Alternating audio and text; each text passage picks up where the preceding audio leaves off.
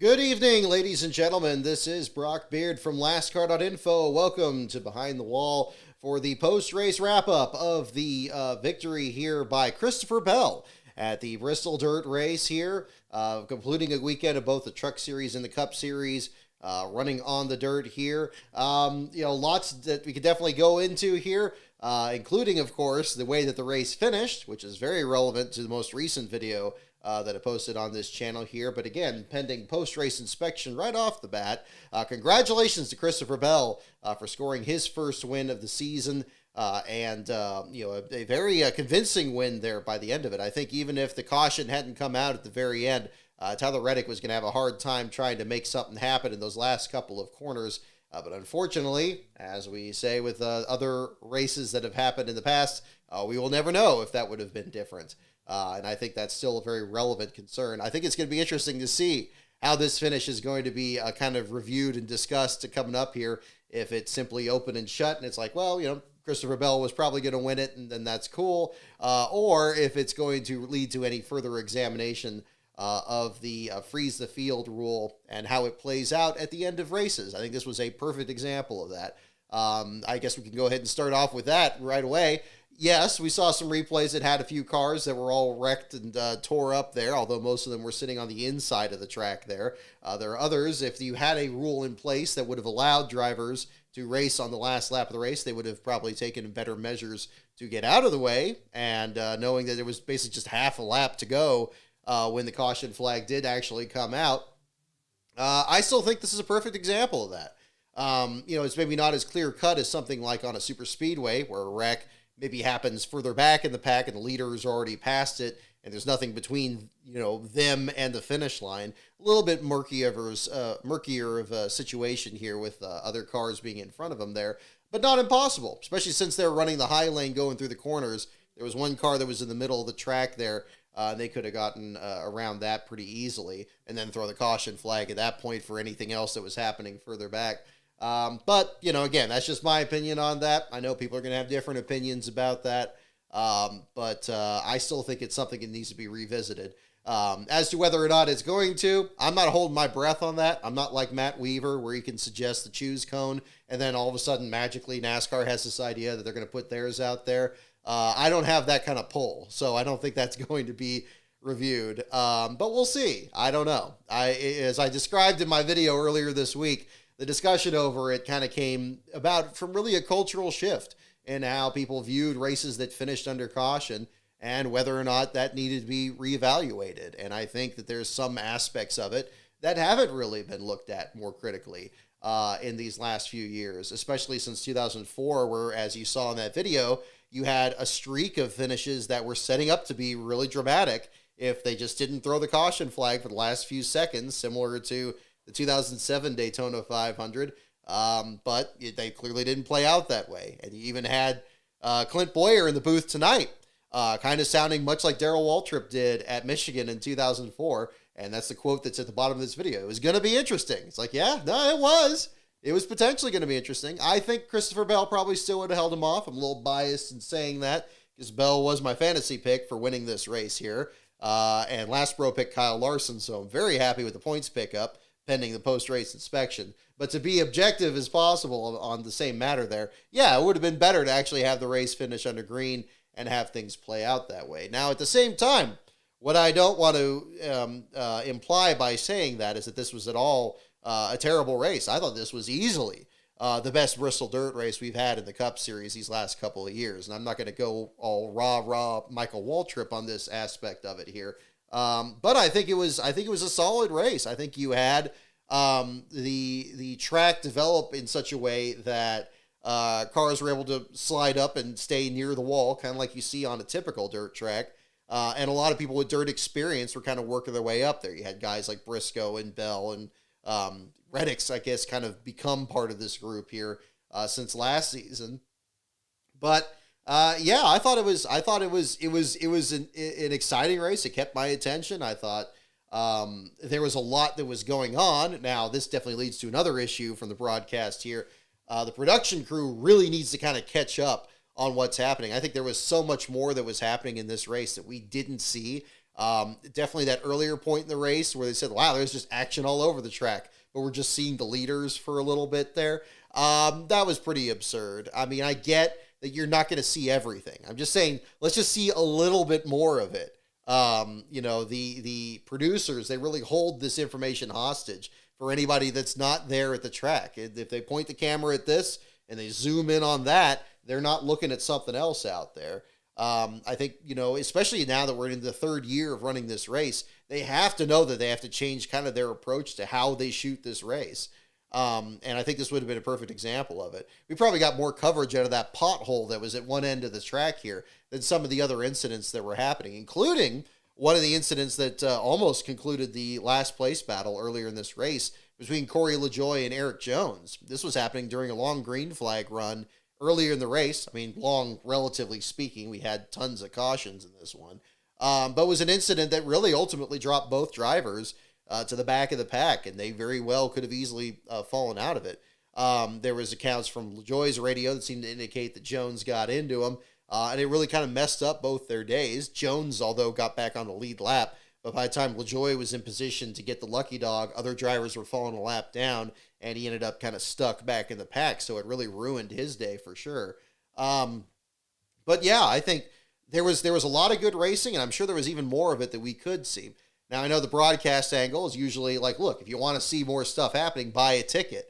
And I'm pleased that a lot of people did. I was a bit concerned over the attendance that we saw in the truck race, but it looked like just miserable weather out there on Saturday evening. It looked like it was just freezing out there. Everybody huddled up. Reminded me very much of what it looked like in Fontana. And even then, we had a pretty good turnout for that race weekend. But then for the Cup race, had much better weather. I like that they did like Easter egg hunts for the kids and stuff like that out there. And that, it still feels weird having a race on Easter, but at least being able to have some kind of a balance on there for that.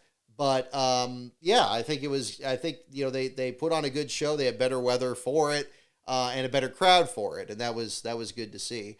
But yeah, I mean, they can't use that as an excuse to not show as much of what they can show in this. I mean, the whole point is to show as much footage as possible and put on the best broadcast you can, because on top of this, the footage that they show is what they're going to use in all their promotional materials too. So you better show it at some point. But it was pretty lackluster, especially at the beginning of the race. I felt like there was a lot that was getting missed. Later on, they kind of caught up a little bit, and when something happened, they would at least go back to a replay if they didn't catch it live. But it was still a little touch and go there, which I think was kind of that aspect of it there too. But yeah, that's definitely another way to kind of look at it at the same time. But let's look at the race results here too. Christopher Bell, your race winner. Tyler Reddick in the second spot. Austin Dillon. I know a lot was made out of Kyle Larson and how strong he was at the beginning, and Tyler Reddick for how much he was closing at the end. But Lastbro was noticing this in particular. Austin Dillon had an absolute piece out there today. He was top 5 for most of this. He was up there in his heat race. Didn't he win his heat race? Or he was like right in the thick of it there. Very competitive all weekend. And I think this is something that maybe we were expecting out of him from the last couple of years. We really didn't see it as much these last two, but in this one, he was very good out there, very strong. And him and Kyle Busch going toe-to-toe, much like we saw back at the Clash earlier in February, I think was outstanding. I think one of the best showings we've seen out of Richard Childress's team this year, and certainly from Dillon. A third-place run, I think, doesn't show how good he was doing in this one. Stenhouse, very much another dirt track guy that's getting in the mix here, was part of the battle there with Joey Logano for the inaugural win. It comes up in the 4th spot there. Still a good showing for him in the JTG effort. Chase Briscoe, after coming so close to winning this last year with his spin with Tyler Reddick at the end of that race, that put the victory in the hands of Kyle Busch. Still a great 5th place showing out of him. Rest of your top 10, Justin Haley, great run for the Kaulig team. I think that's his best run this season. It certainly seems like it's been a while since we've seen the 31 car up there, and the Kaulig team has just had kind of a rough start on their Cup Series side, especially with Allmendinger this year, which has been a bit disappointing. But Truex there in the 7th spot. Todd Gilliland bounced off of just about everything in this race and finishing in the 8th spot here. Kevin Harvick showing in 9th. As was discussed in the broadcast, he had an average finish of well outside the lead battle there, but clawed his way up at the right time there to show to have a good finish in his last dirt race here in his Forever Tour here. And then Ty Gibbs, unofficially, rounding out the top 10. I believe McDowell was originally shown as your 10th place finisher, which would have been a wonderful way to cap off a tremendous race for him. He was absolutely the darling of this race by having two non-consecutive 360-degree spins out there and managing to not only hit anybody else out there, and also a situation where, of course, nobody else was running into him, but also, especially his first incident where he spun out and Stenhouse was to his outside, and the car almost jerked to the right, which would have taken both of them out, to manage to point that thing back straight again and get going. Showed tremendous car control. I'm sure McDowell would have much rather not spun those two times and just had a good finish out there. But again, I think one of the most underrated drivers that's out there is our good buddy Michael McDowell. He of the most last place finishes in Cup Series history. I know Denny Hamlin thinks Joey Logano's the most underrated driver. I think a case could absolutely be made for Michael McDowell being the most underrated, especially given his history in the sport.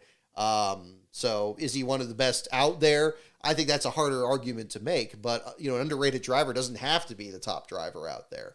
So I think that's another thing to look at the same time. Ty Gibbs, great run for him in the 10th spot.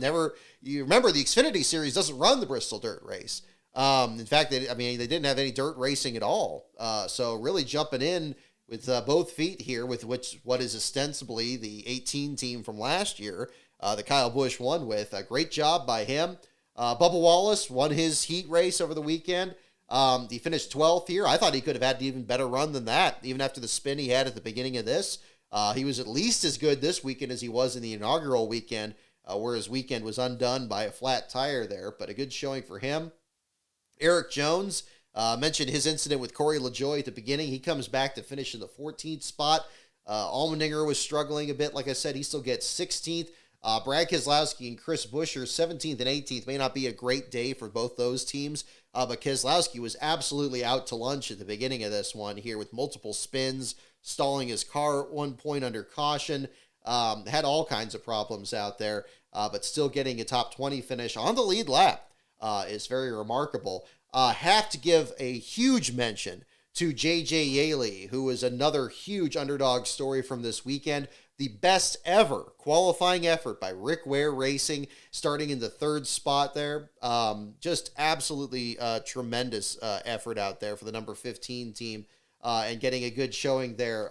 It was fantastic to see him do that well, and it was very much overdue to finally have people talk about the great runs that he's had in USAC, the fact that he is a USAC champion, a Silver Crown titleist, a driver who is absolutely no newcomer to running in the on the dirt tracks and actually capitalizing on these kind of runs. I think that's definitely something else to certainly look at. But it's good to see him finally get a lot more attention. I think it's a driver. He's a driver that's definitely paid his dues. Been a driver that's been a figure, in the sport. Maybe not in the most glamorous positions in racing. But again, he's a guy I always run into at the track all the time. He never turns down an interview. He took a picture when I gave him the NASCAR certificate, the Xfinity Series a couple years ago. I'm so happy. It does my heart good to see Yaley get some positive press here and get a lot of attention, and well-deserved, especially on a weekend where, and again, we don't know any further details on this, whatever's going on with Cody Ware. I don't want to speculate on that or anything. Whatever the situation is, certainly hope Cody's doing well and the team. He, of course, stepped out of the car earlier this week. Matt Crafton took over for him, did a solid job, was in the top 20 there for part of this race here. But hopefully we'll find out, more about what's going on with the Wares here and see Cody at the track very soon here. But I think for the team itself, it was a fine showing for that program and being able to have a good performance out there for both of those cars. A race that we had a lot of cautions, a lot of restarts in. Truck race was very much the same kind of show there in terms of what we had there. But I think during the green flag runs, we did have, especially in stage 3, where things were allowed to stretch out a little bit more. It kind of turned into like a more, at least what in my mind's eye kind of looks more like a closer to a dirt track race with guys hugging the wall and yawing the cars out and trying to stretch things out a little bit. Much like we've seen in the past, lap traffic wasn't really so much of an issue. In fact, we've had races at Knoxville and Eldora in the past where it seemed like lap traffic was very hard to become an issue. And you had a lot of drivers finishing on the lead lap. Gosh, you had that truck race last year where everybody finished under power, which was pretty unusual too. But kudos to J.J. Yaley. Ty Dillon as well. He stayed out under one of those cautions and was able to stay up towards the front and actually stayed, more or less up there pretty well. It was good to see him up there. He was 10th in this race last year when he drove the Gain car, the one I have on the shirt here, the 42. One of my favorite paint schemes from last season. And I was glad to see that program come back, although with the colleague team this year with both AJ Allmendinger and Justin Haley, and both those teams doing well in this race.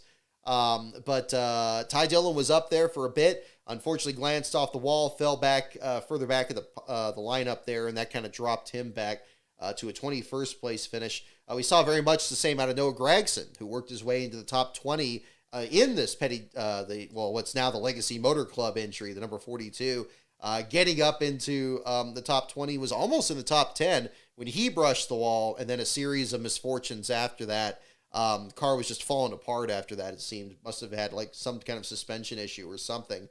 He was on the pit road for a very long time as the race was coming down to its final laps. And then it shows Gragson back in the 33rd spot, 45 laps down. Was almost certainly out of the race by that point, showing some of the other drivers that were around him. Gragson just rounding out the bottom 5, Matt Crafton in the 34th spot. Kyle Larson, who easily had, I would say, the best car at the start of this year. I know he's always been a favorite to win this race, but now, coming through this one here, just didn't have it happen. Hasn't done it yet. We got Logano and Kyle Busch winning the first two, and now Christopher Bell winning this one. I'm not sure if that would have been the first three everyone would have expected, although Christopher Bell, of course, with his Chili Bowl winning experience there, is certainly nothing to overlook, absolutely, and especially how well he had performed at the end of last season in his championship push to make the championship 4. But Larson had a fine showing out there. But unfortunately, those incidents with Ryan Preece, which I'm sure is going to get a lot of attention. I'm sure we were all waiting to see if there was going to be some kind of altercation or confrontation. But Larson was well out of the race by the time the checkered flag dropped there. Larson with a situation there with his car after bouncing off the outside wall, trying to get into the 41 car, and then ends up spinning himself in the process. Unfortunate. Drops back to the 35th spot there near the bottom of the lineup. Jonathan Davenport was another big story from this one. Pretty much the only dirt course ringer in the race, the only open entry, the number 13 colleague effort, was certainly flying high after Chandler Smith getting a top 20 in his Cup debut at Richmond just last week. Davenport comes in here, and after the bumper tag that he and Larson had in that late model race earlier this week, I'm sure it was pretty eye-opening that they end up involved in the same accident that pretty much eliminated both of them one lap apart in the bottom 5. Davenport with some damage after Larson's last incident there, and Davenport finishing in the 36th spot there. But to your last place finisher for the second time this year, and already, as mentioned in the chat here, we have 8 races this year, and we have 3 drivers that have now finished last twice this season. And Joey Logano has now finished last again. I believe he was in the bottom 5 last fall at Bristol. He was one of the guys that had mechanical issues, ended up getting pushed behind the wall. But this particular case, he just absolutely did not seem to have it from the start of this, which was very surprising, of course, given his status as the inaugural race winner here, the Bristol Dirt race a couple years ago. He just seemed to be in the wrong place at the wrong time. Ever since he had that incident with Byron and Bubba Wallace and Todd Gilliland at the very beginning, he seemed to always glance off the wall and be in every just wrong place and sliding out of the groove and drop into the back of the field. I don't know if it was just a bad car or a bad setup or something was broken on it that they just didn't sense after the heats. Even in the heats, he finished mid-pack in his heat race. Wasn't really a factor for the win in that either. So that was pretty eye-opening. But it is his second last place finish. And these are the only 2 last place finishes that Logano has had since 2018. And although I don't think this could be enough for him to take the actual lead in the NASCAR standings, as he doesn't have nearly as many bottom fives or bottom tens as Ty Dillon or BJ McLeod, I do think it's going to be a situation where, yeah, conceivably, if he finishes last next week and those other two don't, that's going to be a situation where he could take the NASCAR lead. Is this going to be a situation where I'm going to be giving him a certificate at the end of the season? Who knows? We're very early in the year. Things can change and have very quickly. We saw this even in the Truck Series last year with Spencer Boyd in the series of bottom five and last place runs that peppered the end of his Truck Series season last year. But still, it's a bit bizarre. It's not a position we're used to seeing Logano in, especially after he started on pole back at Las Vegas. But that's where it remains. You can't play favorites. It could very easily be a top name driver, as it could be somebody further back in the lineup. But that's going to be a story that we'll be following the rest of the season, and certainly week to week in the process here, because that could change very easily. This is where, I was asked a while back in a Reddit discussion on Reddit back when I was promoting the JD book, that, do you think that doing NASCARs is relevant now when you don't have start and park teams, and now you really don't have single car or underfunded programs out there, that pretty much every Cup team is, holding a charter, most of them are at least. Do you think that that's still relevant? And I say it is. I think it really is, because you go back way further into NASCAR history, you could have a field of maybe 19 cars out there, or 14 cars in a points-paying race, or something where you had like a West Coast venue or an East Coast venue, or not every driver from the circuit ran all the races. So just because you have a more elite group, or maybe the average income or take or whatever of these teams is higher, I think it's just as interesting as ever, because at the end of the day, it's still a race. If it was two cars out there, it wouldn't be as interesting, but it would be, somebody's still going to have to, lose the race, and that's going to still be relevant, a relevant story that I discuss on here. So I think it's interesting, and I do think it's still more interesting in Xfinity and trucks, where you have the added complexity of having more teams and starting spots, and you still have some of those smaller organizations that are underfunded, and all that. But I do think that the Cup Series side of it, you see it, especially as we understand the failure modalities of this next-gen car a lot more, and what the situation is with the toe links. I thought Clint Boyer actually asked a really good question during this broadcast about if it's a situation where you cut the toe link off and you have to put a new one on there. I thought it was a fair question. Obviously, we hear about this in the little bits that we saw from NBC last year about, of course, replacing the nuts and the bolts that are holding it in there on both ends. And then we do see a lot of situations where some teams, they damage that suspension so much that they can't put another toe link in there. And what makes those incidents different? I talked with BJ McLeod about this back at Fontana, and I was wondering if this is a small team issue, or maybe a smaller Cup team doesn't have the same resources to replace a toe link, even with a lengthened amount of time for the crash clock. But the way he put it, he said, no, there's not really a small team or large team issue, because all the teams are kind of dealing with the same car. They're all trying to figure it out in the same way. So that was kind of his viewpoint of that. And I think it's a good point from his view, since especially now, programs like his are much more rare, even in the Cup Series now, that are even single car organizations. Not to mention, how much income they have or how steady their sponsors are. But that's another one to look at there too. But Joey Logano, your last place finisher, and I think one that people didn't really expect coming into it. Certainly surprised me just as much as anybody else. And I hope you guys enjoyed the statistics earlier today, especially since we had the dirt races here at Bristol. I really like to kind of bring in the older dirt track stats and actually try to pull up the last time a certain number had finished last in the event. We did see some swaps for position here between BJ McLeod and Corey LaJoie, and then Logano and Chris Buescher, some other drivers there. So I hope you guys enjoyed some of those stats too. Definitely want to kind of keep things fresh here at the same time. If you're ever curious about which drivers had the most last place runs on dirt tracks before the return to the Bristol Dirt race in 2021, that's actually one of the charts that I have on the lastcar.info site. So you can check out that at the same time there.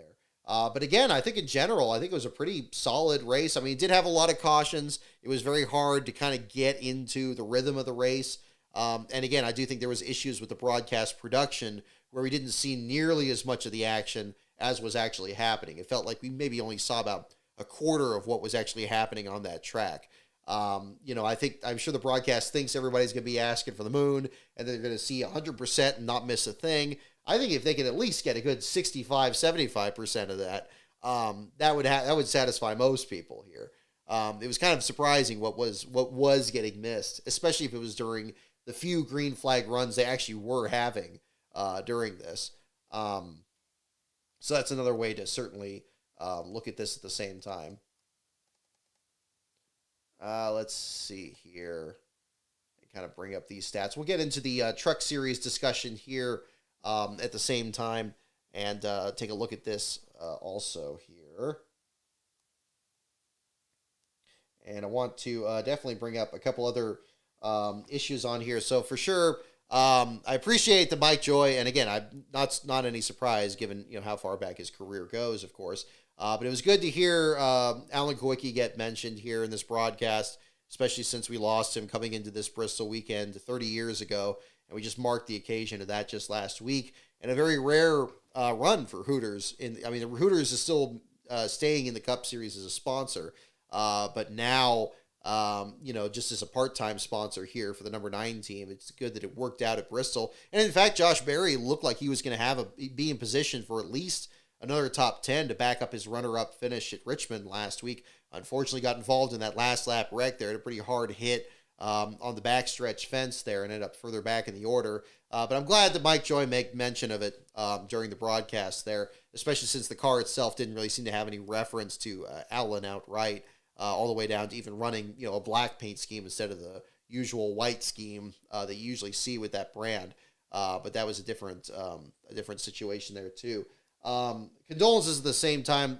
Of course, the other news that was discussed during this and broke last night was that of Justin Owen in the sprint car race back east there.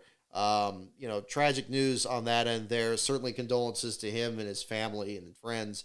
I don't know what exactly is going on in dirt track racing.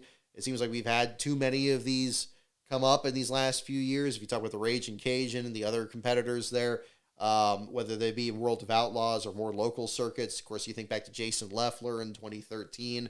I don't know. I don't want to go too far down that road because that's not really my wheelhouse in terms of, what should or could be done on that. But all I can say on that is, again, condolences to him and his family and his friends as well. Also sending best wishes to Cale Yarborough. The reports again from this weekend, apparently he's fallen ill. We don't know the nature of that. Again, don't want to speculate on that. But of course, one of NASCAR's all-time greats. And of course, the driver, you think about Jimmy Johnson and his win record and how he had Cale Yarborough up there with him at the podium there a few years ago. As Johnson was still climbing his way up the win charts there to rival Yarborough's win total there. The driver that, of course, is such a long history in the sport. In fact, came up in one of the dirt stats that I was bringing up earlier, that the last time the 78 finished last was one of Yarborough's earliest starts back in the 1950s there. Still a driver that, it's really hard to understate the man's accomplishments in NASCAR's Cup Series there. And, certainly hope that he continues to receive the recognition that he would absolutely deserve in his career as well. So not only is he really as a driver, but also as a team owner. In fact, guys like Dale Jarrett came into the sport there driving for Cale Yarborough. We talked about him in the Field Fillers deal as well, and he owned the cars that Jimmy Hensley ran for Rookie of the Year in 1992. So many contributions to the sport that definitely need to be recognized there at the exact same time there too. So really, let's go back into the. We talked about the Cup Series side of it here. We'll talk about the Truck Series side of it. We had our last show here earlier in this week with the other news that was breaking this side and that side about everything from the owners not showing up to the meeting with NASCAR and the protests about, the upcoming distribution of the television funds for the renegotiated contract that's going to come up here in a couple of years.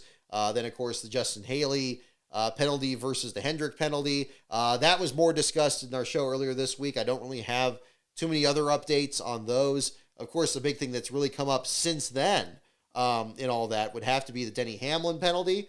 Hamlin, of course, went on his podcast and talked about, his side of it there. And I thought, Jeff Gluck was very right to bring this up at the same time. I think one of his best already in the Actions Detrimental series, which is, I don't listen to too many of these different racing podcasts, but that's one that's like mandatory listening. It's right up there with the Scene Vault and these others here. I think you get a really good grasp of just the inner workings of modern NASCAR that we just don't get to see. And I applaud Denny for being as transparent as he can be there on that. I think part of that, of course, was going out there and then on the show a couple weeks ago saying that, he didn't try to avoid taking out Ross Chastain at the end of Phoenix. His car was sliding up the track on the last lap. And he's just like, look, I'm just taking you with me. And then he put him in the wall. They both ended up, it screwed up both their days. They both ended up being at the tail end of the lead lap. And that seemed to be the end of it. And then Hamlin mentions this on the show. So that's where the story kind of begins. Now, was it surprising? I think when he decided to have the show be called Actions Detrimental, I hate to be this surface level, but I think that this was an aspect of it. I think it was inevitable that something was going to come up here. I'm sure NASCAR isn't 100% happy with Hamlin even calling the show that. Now, I'm not saying that that's something that, he needs to change. No, screw it. He's already done it. So there's not going to be any kind of difference with that. And again, I think it's refreshing for him to not only give us that insight into the sport, but also show more of his personality. Because I think Hamlin's a driver that receives a lot of boos from the stands, maybe because they just don't understand him very much, or maybe he feels like he's too reserved, or what he does say people don't agree with, and then of course the spinning out Chase Elliott at that time didn't help. I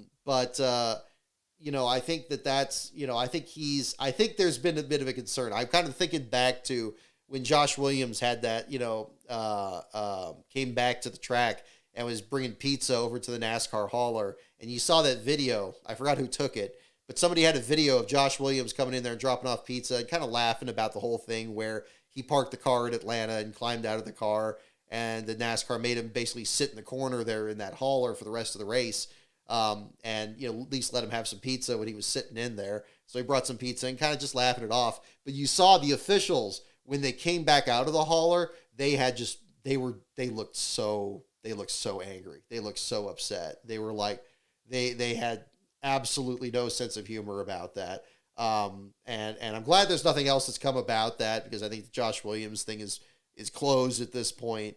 And I like that it's at least brought a lot of attention to Williams' charitable efforts as well. I think a lot more people are aware of who he even is than hadn't been following the Xfinity series as close as myself or you guys have. There's been some net positives there. But I think with Denny Hamlin with his podcast, I think that's kind of had the same attitude.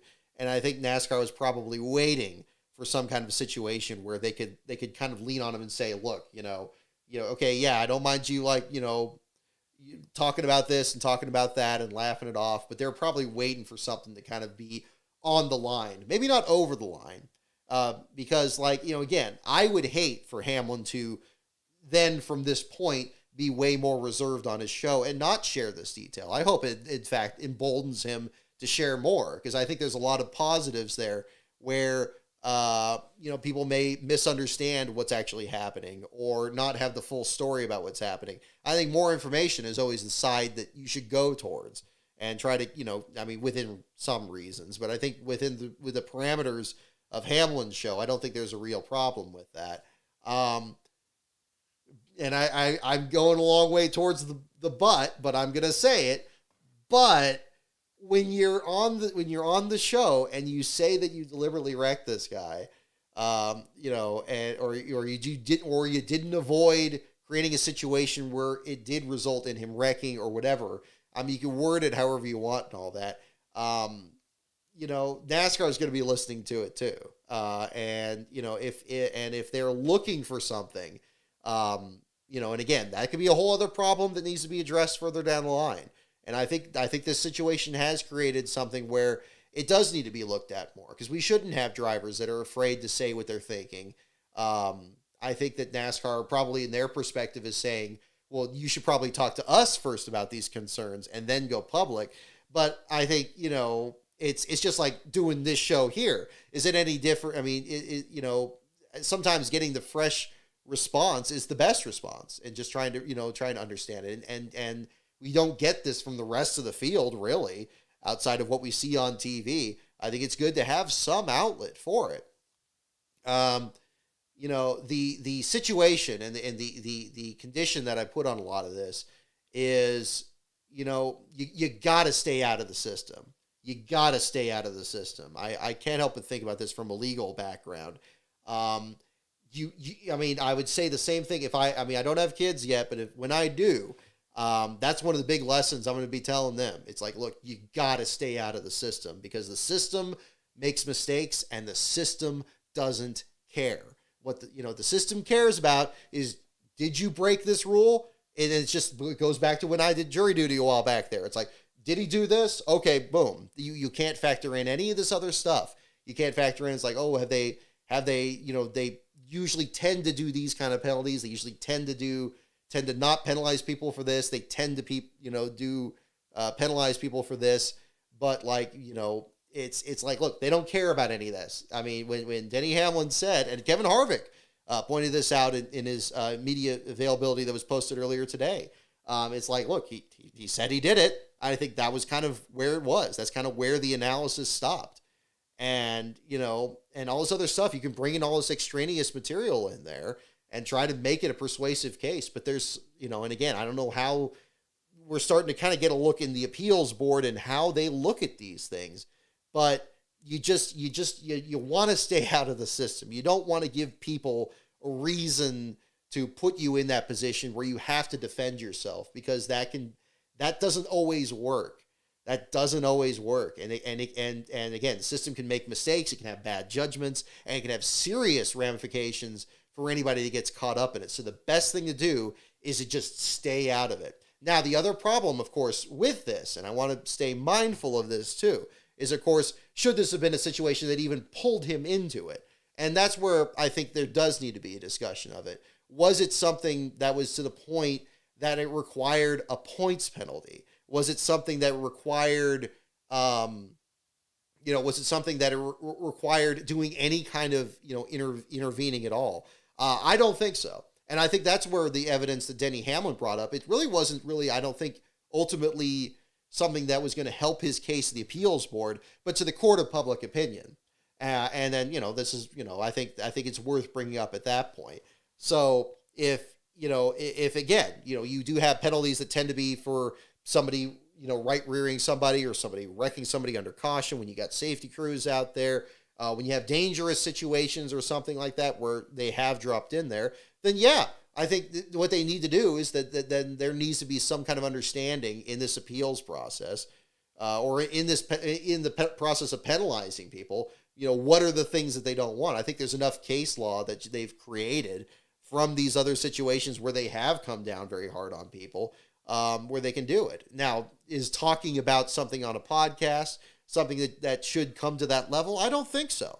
And I think and I think Denny's right to bring up that this would set a dangerous precedent where drivers are going to be that much more frightened to say what they're thinking and to really not confide in people. And you got social media and you got everybody filming interviews on their phones and stuff, and there's no place to hide. And you see these drivers really kind of being very careful with their words and trying to say it. Is that what you want the sport to keep doing? I don't think the appeals board was going to be the moment to have that happen, but maybe the example of Hamlin having this situation where the appeal was upheld and now all of us discussing it and what this means going forward, That's where the discussion needs to happen. And I think that, we're not the only ones having it here. Everyone's, bringing it up there too. So while I do think that Denny Hamlin was kind of messing around, and this was kind of a playful idea with the show and calling it actions detrimental, and then, of course, bringing up this thing with Ross, where everybody knows he's had this whole thing with Ross Chastain, this last year, and he knows he races him differently, but much like at Pocono. I know a lot of comparisons were made to the Pocono incident last year to what happened at Phoenix. That they raced side by side, and one of them could have backed up, and Hamlin kind of put him in a situation where he could have backed out or he could have wrecked out, and he was going to be fine with either solution. And that's not the same thing as right rearing somebody under caution, or what Kyle Busch did to Ron Hornaday at Texas in 2011, or something of that nature, where it is that egregious or it is that dangerous. If it's just part of the aggression in the sport. And Hamlin was right to bring up the phrase saying that, understanding that NASCAR is a physical sport that involves very physical racing. I think if it had been with a different driver, or what, I don't know if that would have changed the facts any, but it was aggressive driving, and he was just a little bit more aggressive to this other driver out there, because they have this history. Are you going to really require that these drivers not only not talk about these things, but not race another driver harder because they have a history with them? That's absurd. That's not going to be, you can't even police that. They made it a feature in the old video games that NASCAR licensed, where you have rivals out there and that they race you harder. It's part of the sport. So yeah, I think the appeal was doomed. I think it wasn't going to work out. And I honestly wasn't that surprised as he was when it came out that way. I'm disappointed.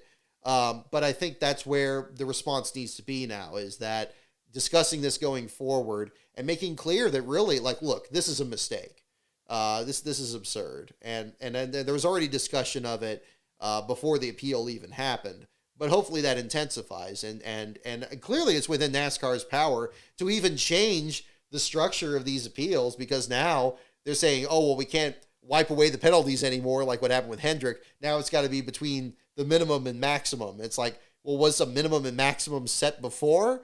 Was that in existence before the Hendrick one there? Or is this just, you're just creating out of thin air this new minimum and maximum? I don't know. I mean, that's a whole other issue. I'd love to hear Denny's side on that too, because again, I think it's a valuable resource there. I'm glad that with NASCAR's decisions in changing this appeals process, at least they're not grandfathering in these rules where it's not applying to now this new round of penalties that was handed to Byron and Bowman after Richmond with the 60-point penalties. I think it would be, I'm having a hard time thinking that wasn't some kind of retaliation for the penalties that were rescinded, especially with the change of the rules. But at least we know that it's possible that those penalties could be rescinded 100%, because the rule that NASCAR instituted was only going to apply from that point forward. So I'm glad they didn't do anything that outrageous in here. Although I still think it's a bit, I don't know, a bit strange. I'm reluctant to come up with a different word for it there, that NASCAR would decide to change their penalty policy as to what are the limits of reducing a penalty, when all to this point they've had ones that have been wiped out in the past. That seems kind of strange and kind of petty, honestly. I will say it comes off that way, which is unfortunate. But that's, again, I mean, we'll see what happens. I mean, it's going to be interesting with the appeal. I think we're going to also see from this one, is it really a situation like we talked about on Wednesday, and again from the article that Jerry Jordan posted from kickingthetires.net about the fact that colleague racing hadn't had to deal with the appeals process as much as Hendrick, and so maybe that's why Hendrick was more successful in their penalty, although that is a massive difference in success to wipe out 4 100-point penalties versus, you just got 25 points nicked off of one 100-point penalty. I think whoever their advocate is, or however they've filled out the forms, or whatever the difference is, that is just magnitudes different in scale that I can't get my head around that one. But we're going to see. I think this next one here with Bowman and Byron is going to be the litmus test to, is it a difference with the teams? Is it a difference with the appeals board, or is it a difference with the appeals process? I don't know, or is it just the difference in the infraction, where I guess now it's something about the wiper motor assembly and where it was on the cars that Bowman and Byron had versus this thing with the louvers that we saw at Phoenix. Gosh, my dad always says, he's like, it feels like you have to have a law degree to read the sports page anymore. And I'll tell you, these last few days, it felt that way. But that's kind of where I'm coming from on that. So I'm sure there's been no shortage of that at the same time. We talked about the Cup Series race. We haven't got into the Truck Series race yet, but we definitely need to. Joey Logano, your last place finisher, again, pending post-race inspection, was your race winner in that. A race he absolutely should not have been in. The Cup, I really, really, really don't see the point of having the Cup Series guys in the Truck Series, the Truck Series race at the Bristol Dirt track, when it's now the only dirt race that the Truck Series run this year. They took the Knoxville race off. What's the point? Now, I get it. They want to do it because it's fun. And they just threw this sponsorship together, and ThorSport just happened to have another truck. Like, okay, cool. Like, that's great. But, you know that you're the inaugural winner of this race. You're the defending series champion. You're going to curb stomp this entire field, and it's not even going to be close. And ultimately, that's what did happen. So, it didn't put on a good race while everybody else was running over each other in the back of the pack. And you had some interesting storylines there throughout the field, really. But all those played second fiddle to the situation with all that happening. So I don't know. It's unfortunate how all that came to pass there. So let's go back to the Truck Series results on this. Where is it? Okay. Hang on. Don't want to pull up this one here. I'll almost start pulling up the Formula One results, then we'll get the wrong results in general here. But yeah, Joey Logano, your race winner there, led 138 of 150 laps. Ty Majeski in second. William Byron also shouldn't have been in this race, finishing third. Matt Crafton fourth. And Grant Enfinger rounding out the top five. Jake Garcia there finishing in the sixth spot. One of a number of drivers and underdogs that had some really good performances in this one here. Great job by Jake Garcia in an unsponsored truck, getting another good run to top off the, what was he at, like a top five run at Texas last week. Great showing for him. I mean, I think in both cases, even finishing better than his teammate Christian Eckes there at the McAnally effort. Caden Honeycutt really, I think, drew a lot of attention in this one, was outstanding in his heat race, charged up through the field here in this, and finished in the ninth spot there. Just an absolutely tremendous effort for him and the Roper Racing team. Apparently, sponsorship is still an issue with that 0-4 effort. We're not seeing them full-time this year. I'd love to see them get some more runs out there. Started third, same spot that Yaley did in the Cup race, and had a fine showing out there. Tied his career best run at Phoenix last year. Just a tremendous effort there out of him.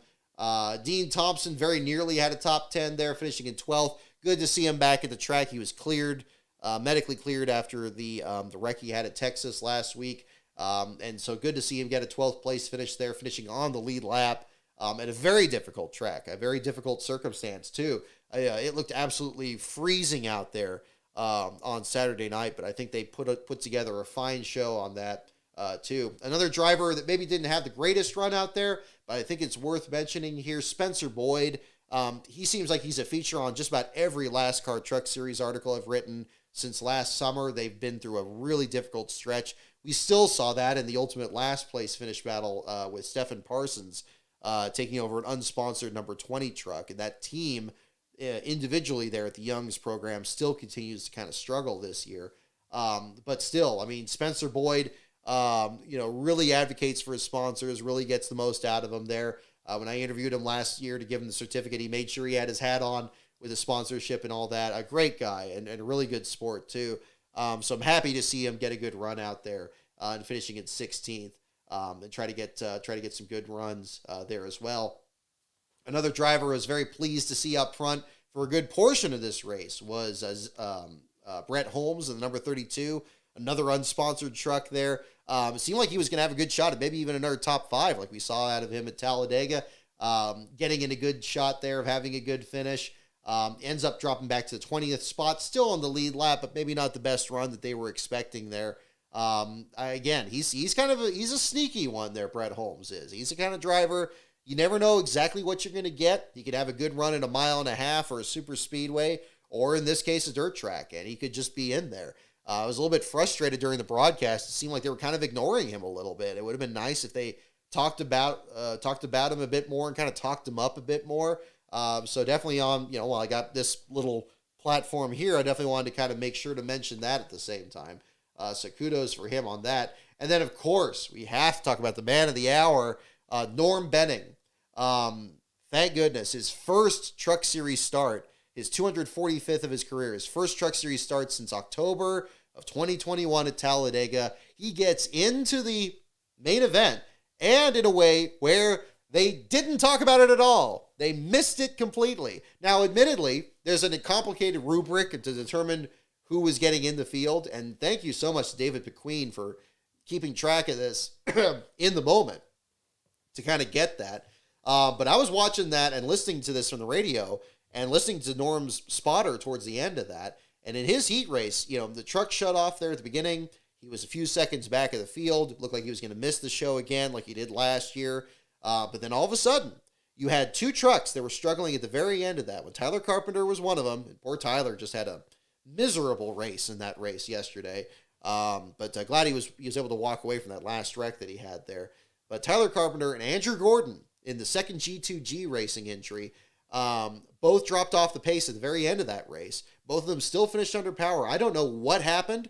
I haven't heard anything from people that were there trackside, and we didn't see it in the broadcast, but it was just enough. He got ahead of those 2 trucks, and the passing points that Benning got was just enough to get him 30th on the grid in the Truck Series race. I just over the moon for him. He has needed that so much. And, I can't even begin to describe how frustrated he still is that Daytona run with G2G didn't turn out, that he wasn't able to qualify for that race and show what he could do in their equipment. I'm sure it did hit his heart good to get out there in his 6 truck and beat both G2G trucks to make the field. Absolutely tremendous. I know he's got to be absolutely on cloud 9. And to finish that race on the lead lap, tail end of the lead lap, but still finished under power, which is saying something given all the wrecks that we saw and all the mechanical issues and all the tire failures really we saw this entire weekend. Tremendous effort for Norm. So he definitely gets a shout out here on the show, and I'm very happy that he had a good performance out there. I also want to give a shout out to Tanner Carrick, who's from not too far from here in NASCAR headquarters. I've seen him race at Placerville and Antioch Speedway before.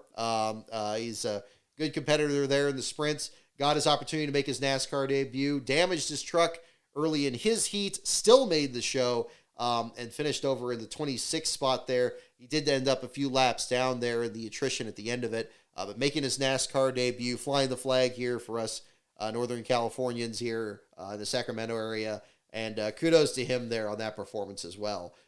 So again, some great stories throughout the field. The heats were, I think, even more intense than the Cup heats were. That ended up being kind of a big part of the article that I wrote on the Stephen Parsons deal from that.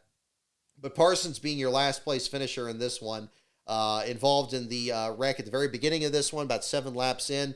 Parsons collected by the incident there with Mason Massey and Taylor Gray as well. Just nowhere to go, skated sideways into it, ran in the front of Massey's truck, just destroyed the right front suspension.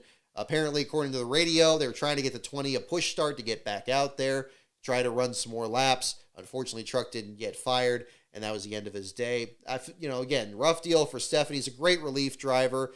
I'm glad to at least bring some more attention to that in the article here. How he had that great run with Cesar Baccarella's car at Daytona earlier this year. And then, he gets in this truck, which didn't have a sponsor. The 20 team has had all kinds of struggles this year. Mason Maggio, I believe, at Atlanta, had all those, had tire failures there and hit the wall a couple times, finished towards the bottom of the field. They didn't even get one lap around COTA, so we never got the chance to see what Ed Jones could do from IndyCar in that truck there. I think he would have been able to have a good showing there.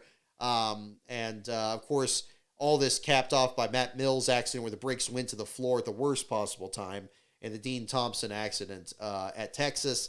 Unfortunately, the bad luck continues for the 20 team. We'll see if things turn around for that program going forward here as they kick off the Martinsville weekend for the Truck Series, Xfinity, and the Cup Series as well. But your bottom 5 finishers for that: Stephen Parsons, Mason Massey, Taylor Gray, Tyler Ankrum, and Chris Wright.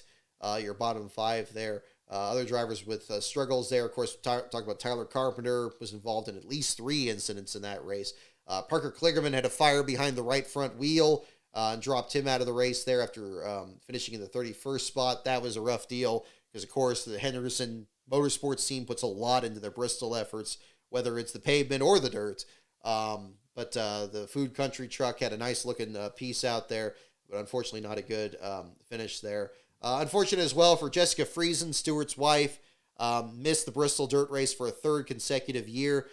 We have seen her run Knoxville the last couple of years, but now with this being the only dirt track on the truck schedule, looks like it's going to be a while before she makes her next attempt. It'd be neat to see her make some attempts on the pavement tracks there, if they can work something out with that, and have some good battles out there too, because it's always an interesting storyline and the dynamic that the two of them have out there at the same time. Nick Sanchez, so close to winning his first truck race at Texas, finishes back in the 18th spot in this one. Carson Hocevar, the Texas winner, 1 spot ahead of him in 17th after some mechanical issues during the race there. Raja Karuth spun out during his the warm-up laps for his heat race, came back and almost got a top 10 in this one, finishing in the 11th spot. So kudos to him for that. That was kind of another interesting thing from this weekend, was drivers that didn't have a lot of dirt experience and how they were able to capitalize on these runs. We see this when you have different drivers that kind of come up into the circuits, or even in the Cup Series. BJ McLeod rather surprisingly mentioned after the end of his heat race that this was the first dirt race that he'd ever run in 35 years, which I didn't know that. We know for the last 2 years, he actually had Josh Williams, he of the Parkett thing, in the car last year, and Shane Golobic in the car in the first year. So really it was the first time he actually got a chance to run the dirt race this time. And then finishing, where was he in this one? Up in the 26th spot. So some of it from attrition, but still a lead lap finish there for the Live Fast effort. Ahead of Josh Berry, and kind of in the midst of some of the other wrecked cars there at the end. Good effort for them. Good to see they got some new brand exposure for the Gunk brand that was on the 78. So, a very good deal for them as well. But yeah, a lot of other drivers with struggles in both these races, really. Both the Cup Series and the Truck Series there. Jonathan Davenport finishing back in the 14th spot there for his Truck Series debut. But again, back in the order next to last, showing here in the Cup Series results. Again, pending post-race inspection. So we'll find out from there. So that's most of what I have to say on the Cup Series and the Truck Series side. My goodness, I got some other super chats to definitely check up here too. Thank you so much. Let me get these caught up here at the same time. Let me jump up here. Nicholas Gray, let me get yours. Think Bristol D needs to be moved to May. Very good point, Nicholas. I think that's definitely something to look at. This spring race weekend, we saw, again, between the cold weather and the rainy weather, it stinks to not have practice and qualifying. I think that was absolutely critical, for this weekend, and probably could have solved a lot of mechanical problems or tire problems, really, that we had. I'm glad we didn't see I predicted we were going to have a lot of tire problems in the Cup race because we saw so much of it in the truck race. We saw trucks that were, I think it was a combination of setups, because we saw like Corey Himes' truck have a tire fender rub there at the beginning. And then you had Colby Howard where he was leading his heat race, but then the tire came apart so catastrophically that it like destroyed the suspension in the rear end of his truck, and they had to kind of completely rebuild that in time for the race. I think that, not having practice or qualifying and being able to evaluate the tires, thankfully the tires had good wear in the Cup race. would have been something that they could have sussed out in practice or qualifying. Practice really in particular. But yeah, moving it to May, kind of like, I mean, they did that in the COVID year, right? They moved Bristol to the summer and they kind of brought it up a little bit earlier. That would have been really interesting to see, what he could have, what they could do there. Is that too close to the August? Well, I guess really the August race is now in September. So yeah, I think all bets are off in terms of moving things around. You could probably move, have a spring date for something that just isn't in the Southeast, maybe something else just like in another region that maybe isn't going to be quite as rough this time of year. But that's another thing to kind of look at the same time. But yes, thank you for mentioning that. I think that's definitely something to look at. I think you can definitely conclude from these first couple of years. I always feel like, I mean, it seems like that race should probably be in the summer. I know that basically the night race is in the summer traditionally, but they're moving the summer race later and later so that it's like, on the verge of being in the playoffs or in the playoffs. So I think at this point, if you have a summer race and a fall race at Bristol, I think you could probably still sell that. And as to the future of the dirt race itself, I know there's a lot of debate about that. I don't know. I think that I think the broadcast, especially for the truck race, was becoming a bit obnoxious because I sensed they got the memo that they had to save this race. It's like, make sure you tell everybody how exciting this race is, how incredible the competition is. Make sure you tell them this is the best racing you're going to see everywhere. And you got Tony Stewart even in the Cup race today saying if you don't like this, you don't like racing. And it's just show it. Just show the racing and let the viewers say that this is amazing. Let the viewers say that this is incredible. Viewers don't need to be told something is amazing to know something's amazing. That's not what commentary is. Commentary should be part of the experience. It should be, like I said a while back, it should be the through goes Hamilton moment. It's part of, everybody knows the moment from the visuals is exciting. The commentary should just be part of it. It doesn't need to be the thing that tells you what it is. Show, don't tell. I mean, doesn't just apply to writing. It applies to, the broadcasting. It's a very performative art. So I think that's part of it.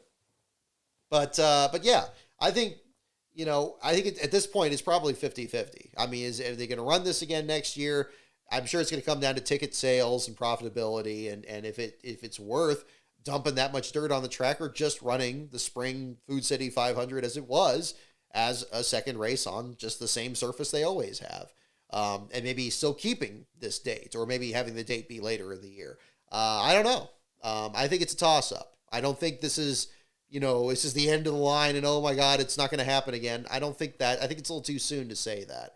But I think it's at least up in the air. So we'll see on that. Bowser Jr., thank you for your super chat. For what it's worth, thought the racing was great. Despite all the cautions, it felt very clean overall. I'd like to see the race return next year. Yeah, I mean, I'm with you on that. I think if it does come back, I'm not going to be complaining about it. It's like, oh, we're doing this again. No, I think this race was easily the best of what we've had in the last couple of these Cup races on the dirt track. I think the first one, it was going to be rough no matter what, because it was, you had a lot of dirt that was kicked up. There were a lot of complaints already about the windshields and visibility. I think it was a bit more about survival and so forth. It was going to be rough no matter what. And I think it turned out as well as it could have. In fact, it could have been Daniel Suarez's first win that race. And it also could have been Bubba Wallace's first win. Both of them, I think, had one of the first great runs that we saw at a Trackhouse and 2311 was that first race on the Bristol Dirt, which is pretty incredible if you really think about it, especially since it was still in the old Gen 6 car, and both those teams were getting cars from other programs. Then you had last year's race where you had a lot of rain, and you had a lot of late race restarts and went way too late. And, of course, the controversy of running it on Easter, which I still think I think Easter and especially Mother's Day are kind of weird places to run races. I didn't like the very non-committal response that the track owners had to why they're doing this, especially since you're going to do that and not have a race on Father's Day. I know I guess we're all exploring what gender norms are or whatever, but that still seems like a bizarre thing to do. But okay. I would think, I just think the ratings for a race on Father's Day would probably do better than a race on Mother's Day. And I know there's female fans of racing. I'm not saying there isn't. But it's different. I just think it's different. And I think it'd be nice to have some boundaries there, but I guess I'm just too old school that way. Maybe those are traditions that are changing. I don't know. I like that they integrated Easter into this weekend. Maybe they do the same thing with Mother's Day, but I don't know. I think that's different. I think it's easier to do that with Father's Day than Mother's Day, but we'll see. But yeah, if it comes back next year, great. Okay, I think that'll be something else to look at there too. Let's see. Also, again, this Nicholas Gray, thank you as well for this super chat. There needs to be a much stronger toe link on the dirt race. Yes, very good point. I mean, I think it probably should be a good, stronger toe link anywhere.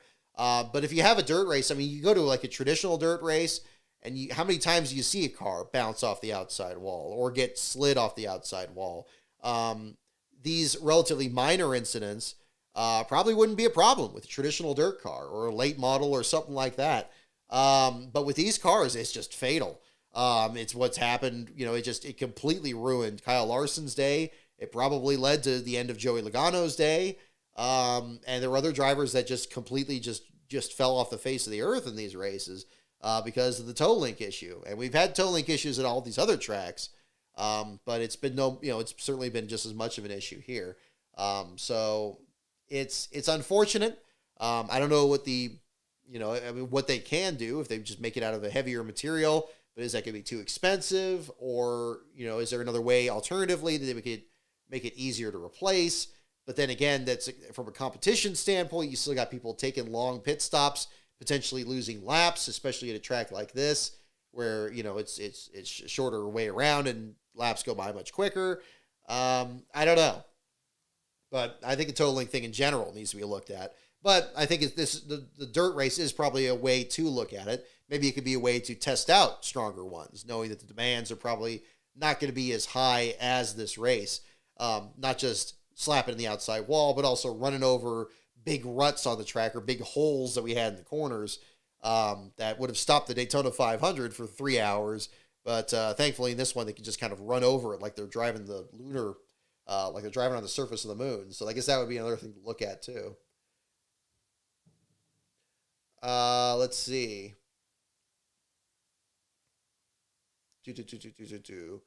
Michael Kelly Gilliam, thank you for your super chat as well.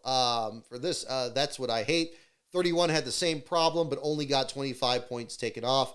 Total BS. Yeah, I agree. I mean, and again, I know that it's a little bit, it smells funny to have this whole thing where NASCAR is saying that, okay, now we're going to revisit our appeals process and change this up and change that up and try some different stuff. But, certainly changing the transparency needs to happen. And I'd love if there's if it comes down to, I mean, Harvick was talking about this, maybe just live stream it and we'd actually get to, see the debates. I mean, the way they brought it up was almost like just a jury trial where they would present their cases and NASCAR would be able to respond. And then NASCAR and, in this case, Hamlin's representatives both step out, and then you have the discussions, and then they come in there. It'd be great to even hear the discussions, because even, Denny didn't hear that in his.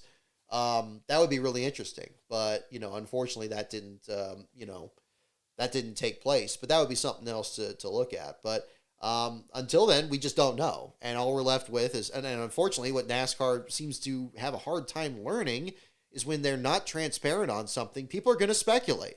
And those stories are going to get a lot of traction, and people are going to try to figure it out because they want to know. They want to know. And so the easiest way to nip that in the bud is just be transparent. Say, okay, yeah, we did this because we didn't like him saying it on the podcast. Okay, well, there. Then not only does Denny know, where they stand, but we know what's going on. Now, whether or not that's the right way of looking at things, that can be discussed further down the line. But, that's what kind of needs to be looked at too. But but Michael, thank you for the super chat, and definitely that brings up the same point there too. And goodness, Bowsers, thank you for the super chat on this as well. Given the number of flat tires in the truck race, if they kept running that tire, could it serve as a deterrent for bonehead moves? Well, that's possible. I'd be willing to feel that way if it weren't for the fact that we had incidents where the tire exploded through no fault of anybody. Again, Colby Howard's is a perfect example in the truck race there. Maybe that would be the case.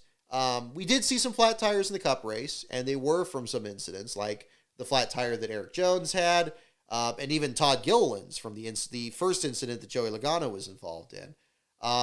Yeah, I mean, could it be used as a deterrent? Maybe if it was as widely known that it had this issue. I'm not. I think it's. I'm not sure. I'm not sure if it would be any kind of deterrent because, like, people saw the truck race and they still raced as aggressively as they did in the Cup race here. Um, I'm not sure if it would have helped any in there. And I probably cautioned against making it a feature of the tires because then, of course, the tire manufacturer might go too far the other way, maybe make the tires too delicate to have a built-in failure modality along the way. So that would probably be an issue too. So, yeah, I don't know. Let's see here.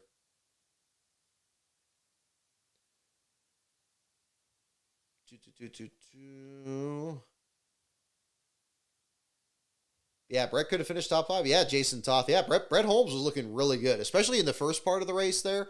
It seemed like it was pretty long. I was still kind of working on the Stephen Parsons article, and I was looking up, and Brett was still up there, and I'm like, wow, he's really got something going here.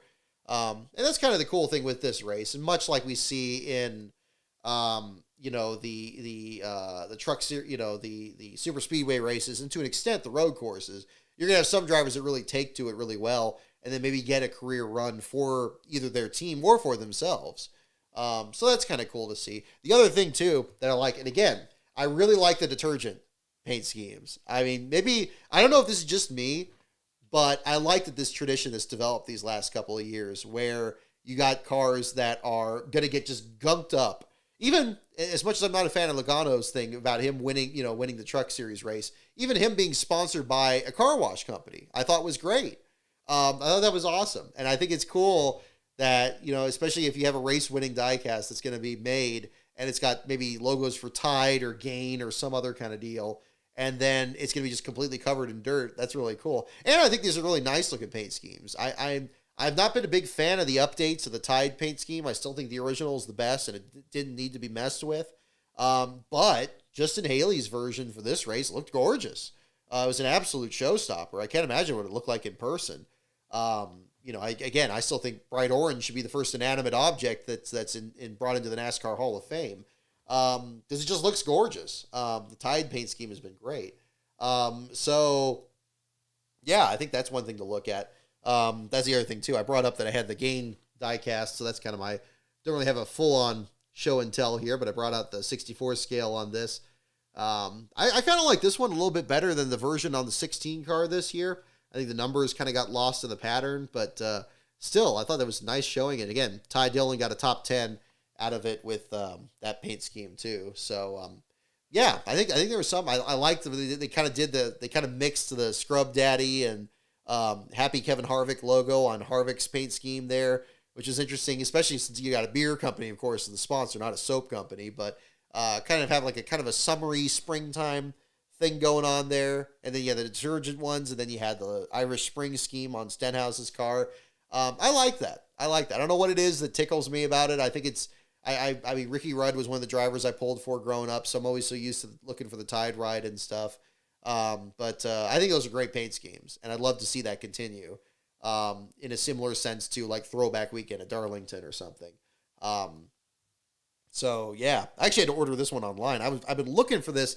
They didn't, like, they were gonna make this, and then they didn't. It did not produce last year, and then they made it in the NASCAR Authentics line, and then they released it, and then I couldn't find it anywhere. And it's like, look, I'm not gonna keep wasting time looking at shops. I'm just gonna order it and bite the bullet.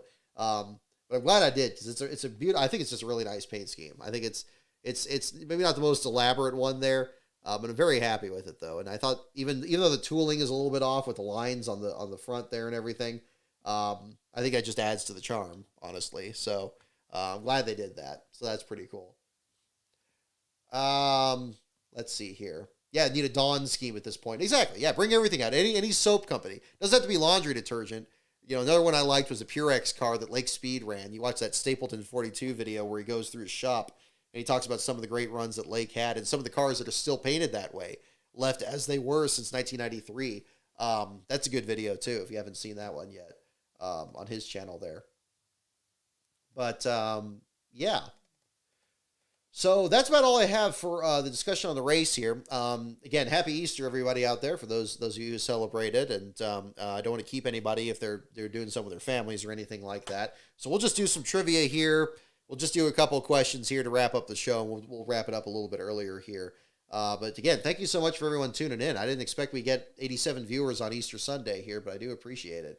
And again, thank you guys for your support on that as well. As well as for the videos this week, including the green-white checkered video. Had a lot of great discussion on that one.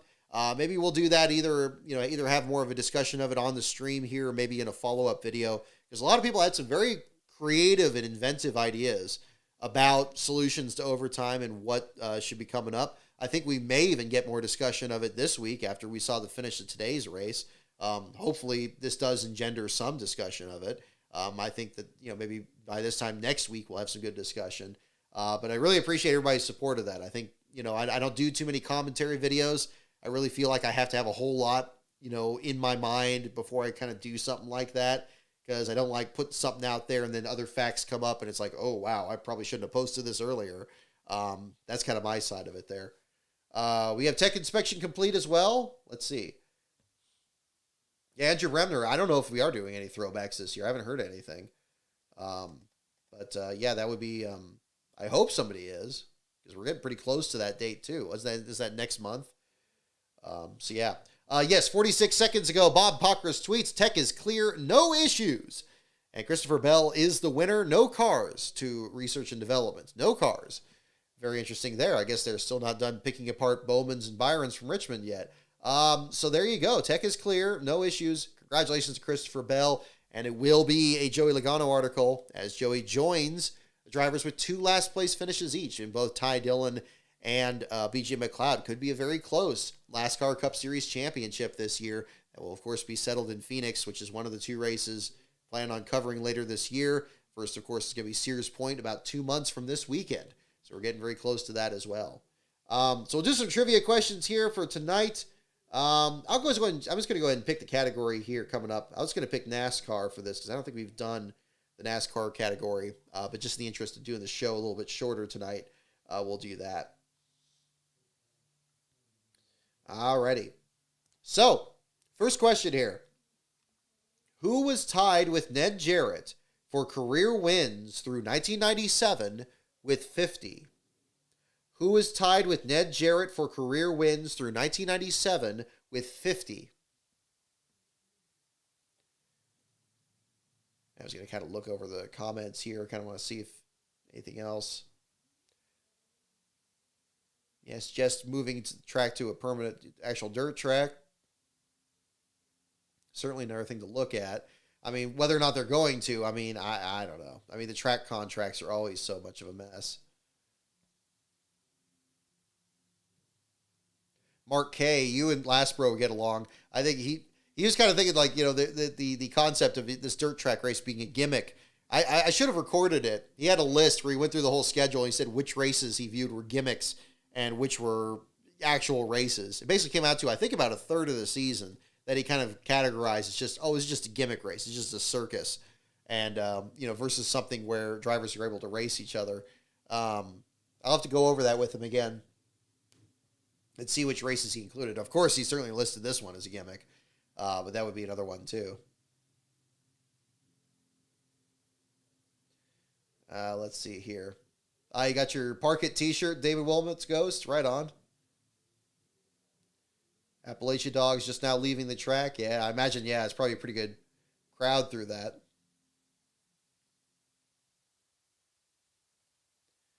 Let's see here.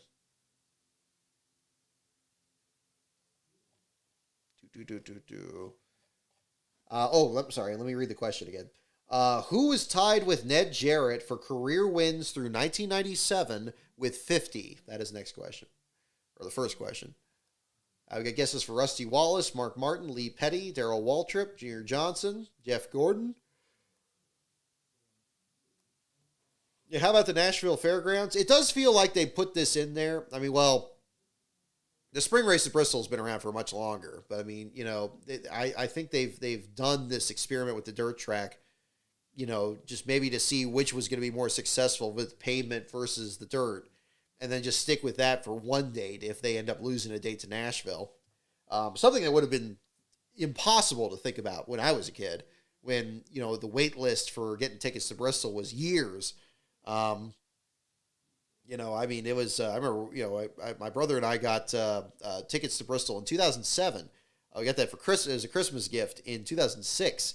And that was through like a whole bus touring company. Like you couldn't get the tickets directly. It was like through a whole thing. It was absolutely slammed in there, like just, completely crammed capacity.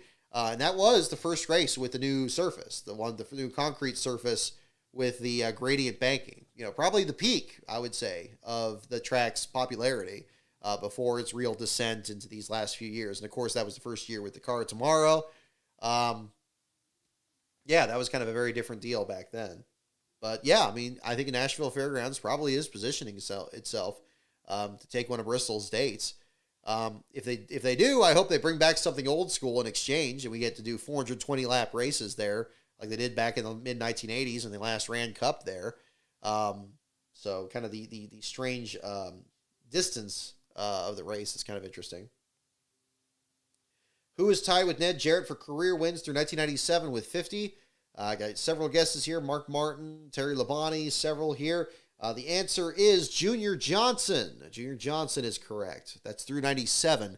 Rusty Wallace got his 50th win in 2000 at the spring race at Bristol, which was, of course, a pavement race that year. And yes, thank you, Dawson Ferry. Yep, Christopher Bell officially your race winner, and so Joey Logano officially your last place finisher. We'll just do a couple more questions here. Who was between Bobby and Davey Allison on the career money list through 1997? So we're talking career earnings here. Through 1997, who was between Bobby and Davey Allison on the career money list? Really think about that one. That's a tricky one. Through 1997.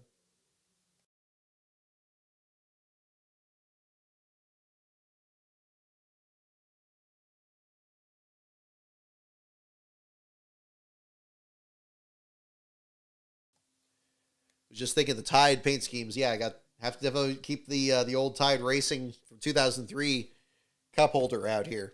So that runs deep. So yeah, I got kind of the Tide and the Gain kind of going on here. Who is between Bobby and Davey Allison on the career money list through 1997? I guess is for senior. That's right, Matthew Jones. Yep, yeah, Swiffer was on the Kligerman truck. That's right. Buddy Baker, Mark Martin. All right, I'm going to read it one more time. Who is between Bobby and Davey Allison on the career money list through 1997? The answer may surprise you. It is Michael Waltrip. Michael Waltrip is the correct answer. I don't think anybody got that one. A couple of you guessed Darrell Waltrip, but no, Michael Waltrip. He was between Bobby and Davey Allison on the career earnings list in 97. Now, maybe his win in the All-Star race in 96, maybe that had something to do with it. But Michael Waltrip is the correct answer. That's a good one. We got some good questions on this one.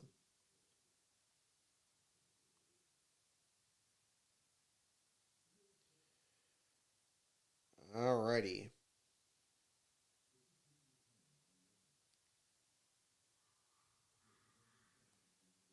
Let's see. Alrighty, here we go. Next question. We'll just do a couple more here. What is NASCAR's oldest racing series? What is NASCAR's oldest racing series?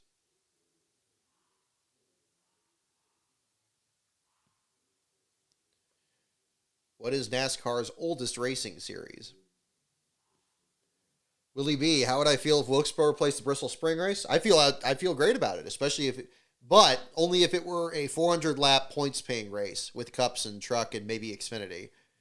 Yeah, that's no reason we didn't do the All-Star race this year for Wilkesboro. I'm holding out hope that they do a points paying race because I want to be there for that. A 400 lap race there I think would be tremendous.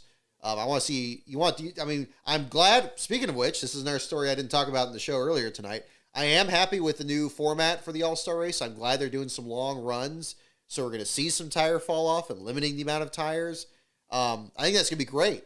And I don't think we're going to get enough cautions with the field being the size that it is.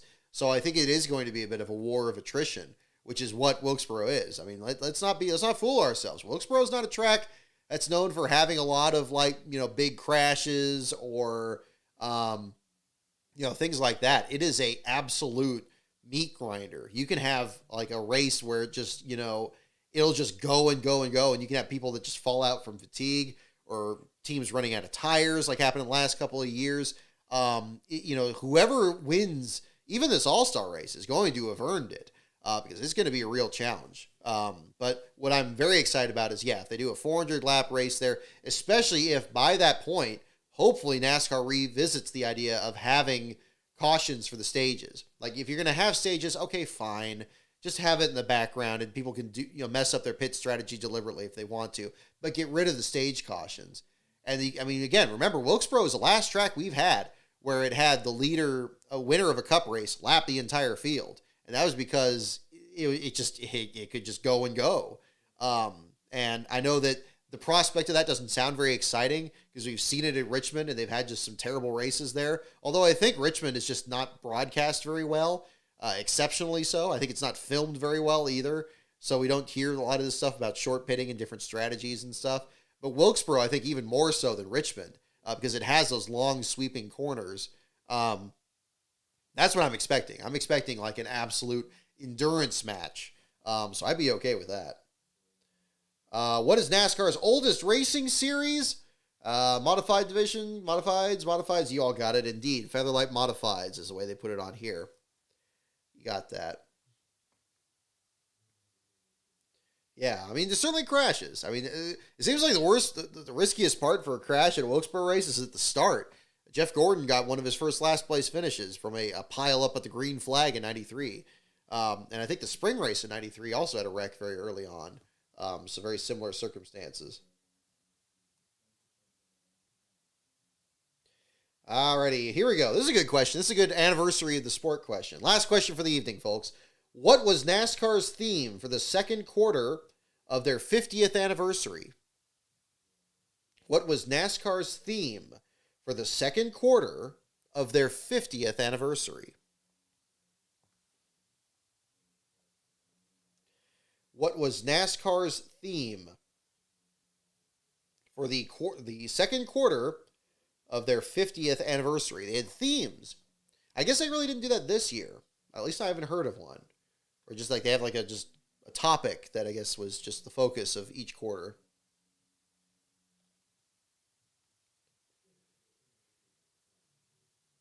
What was NASCAR's theme for the second quarter of their 50th anniversary?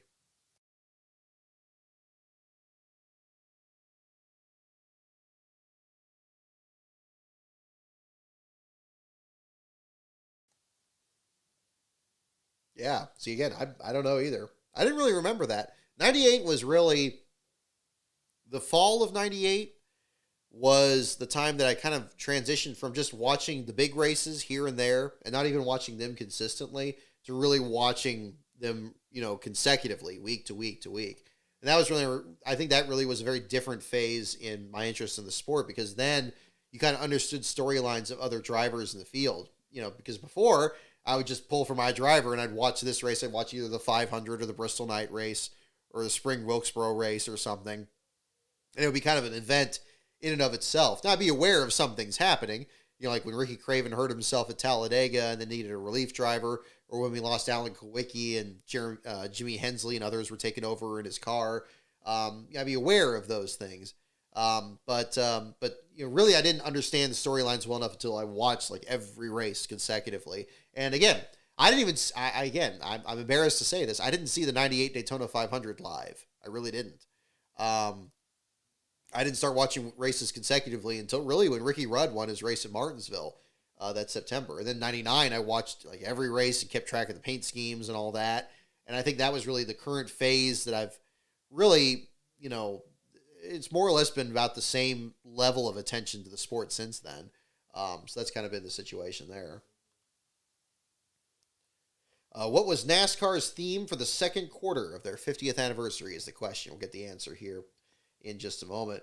Let's see, music, silver, gold, Rusty Wallace, throwbacks, the next 50 or future 50, theme from ESPN Speed World. Yeah, is it music or is it just a topic? Or, yeah, that's one you really had to think about. Exactly.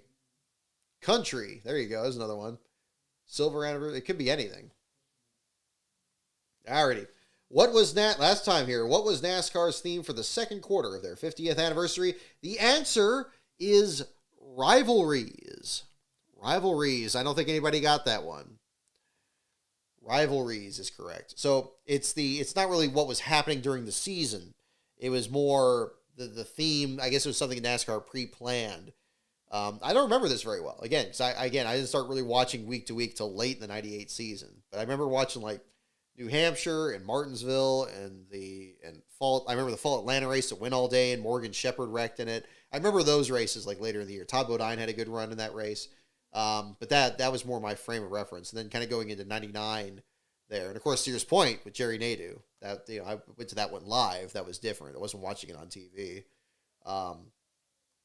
But yes, rivalries is the correct answer on that one. So that will do it for the show this evening, folks. Thank you again so much, everyone, for tuning in. Congratulations to Christopher Bell for winning tonight's race at Bristol. And Joey Logano is your last place finisher, so the article on that will be up a little bit later tonight. Thank you so much, everyone, for tuning in. The website, of course, is lastcar.info. The Twitter is at LastCarOnBrock. Our next show is going to be next Sunday after the conclusion of the triple header weekend for the Trucks, Xfinity, and Cup Series at Martinsville. Got a lot more short track action to discuss here on the show. We'll do trivia and probably some show and tell here at the same time. More work coming together on the videos and everything. For more updates on that, definitely consider checking out my Patreon, patreon.com/LastCarOnBrock. Incidentally, those of you who are members of the Patreon, I mentioned this last week to keep an eye on your mailbox. Actually, keep an eye on your mailbox this week because I'm just now getting that stuff out now. So I got something to send out to Patreon members here very soon. So we'll have some more content on that. So in the meantime, have a great week, everyone. Have a wonderful Easter evening for those of you celebrating it here at the same time. And thank you for spending a little bit of it with me. So have a good evening, everyone. We'll see you at Martinsville.